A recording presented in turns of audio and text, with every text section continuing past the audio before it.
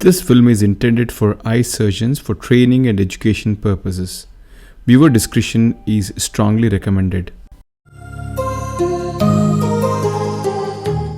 Hi, a 75-year-old gentleman is posted for toric lens implantation. He has a pseudoexfoliation and a moderately dilating pupil and a dense nucleus, which is about grade 3 to grade 4. The iris is quite thin and it's more likely to be floppy. The main challenge here is to deal with the pupil. So in this case, I'm planning to use the Gupta pupil expansion device, and let's see how things turn out.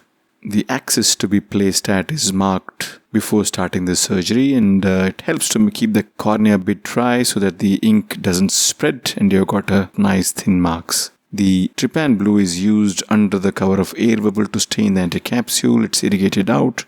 A dispersive OVD is placed into the bag. The main incision is now created using a 2.8 keratome. The pupil expansion device has to be used in an injector cartridge device. This is our regular butterfly cartridge which we use for our hydrophilic lenses. It is loaded under the cover of OVD and then it is injected into the eye. The distal scrolls usually go and engage the pupillary margin, and many times it's also possible to engage the two side scrolls under the pupillary margin in the initial phase itself, as is happening in this eye. The last subincisional scroll has to be engaged by using the Synscuke through the side port. The Synscuke goes and hooks in the scroll, pulls it centrally, and then goes in and engages the pupillary margin. So now we have a decent exposure because of the well-dilated pupil. Because this is a slightly denser nucleus, I would prefer to have a larger axis. At the same time, I can't go in too big because, mind you, this is a toric lens, so we would want to have good centration and good stability to the lens. So it's always preferable to have some overlap of the anticapsular axis margin over the optic of the lens. 5.5mm would be the best bet in such situations, and hopefully I've achieved that. Hydrodissection is done.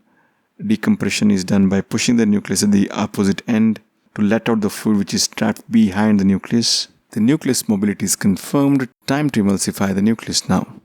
So I'll be performing the vertical chop in this case. The tip is buried into the substance of the nucleus. The sharp vertical chopper is placed directly opposite to the tip, just in front of it. The chopper goes down vertically first and then laterally. The crack is seen. The nucleus is then rotated. Tip is buried into the nucleus, and again the vertical chopper goes in and then laterally. So this process of doing the vertical chopping maneuvers for the subsequent nuclear fragments is continued. The tip holds the nucleus firmly and the chopper goes in, and then there's a lateral separation maneuver.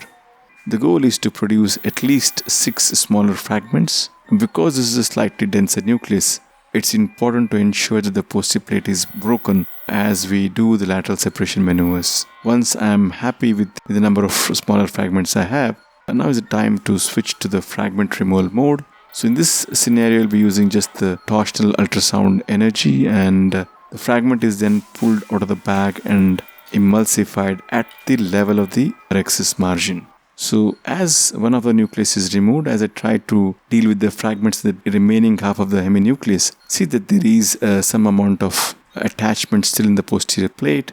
So the best way is to flip this attachments of the bridge out of the bag into the axis margin, and then use the phaco power to just destroy these attachments.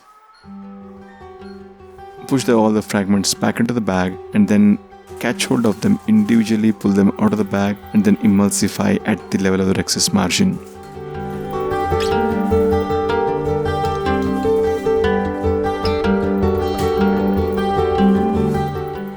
The last fragment is emulsified.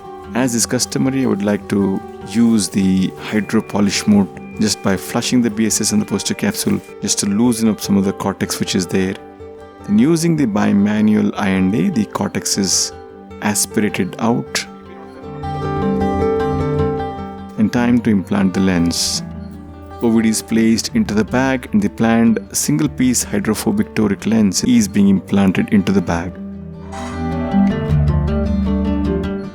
Now with the OVD still in place, now is the time to remove the pupil expansion device. Using a Sinskey hook, each of these scrolls are disengaged from the pupillary margin. One has to be very certain that all the scrolls have been dislodged, and then only the attempt to remove this device has to be made. So under the cover of OVD, again it's placed on the surface of the iris. I'm going to use two instruments. The instrument in my left non-dominant hand is a flat spatula, which ensures that the wound is kept open as the bulky scrolls are being pulled out. If you don't do that, then there's every chance that the scrolls can get entangled in the floor of the incision. So this is one trick to ensure that we have a smooth exit of the expansion device. So the price which we pay for having good expansion is the sphincter tears. So unlike the BX device, which is very gentle on the pupillary sphincter, this device, because its tensile strength is so high, it produces better mydriasis. At the same time, it's going to induce these sphincter tears. So there are no free lunches, so you have to pay a price for something. This is how it is. The OVD both in front and behind the lens is aspirated out. The lens is aligned in its intended axis.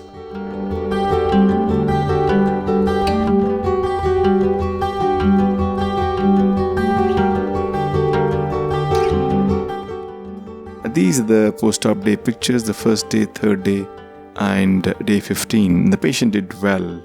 So that was it. Thank you for watching and hope you found this helpful.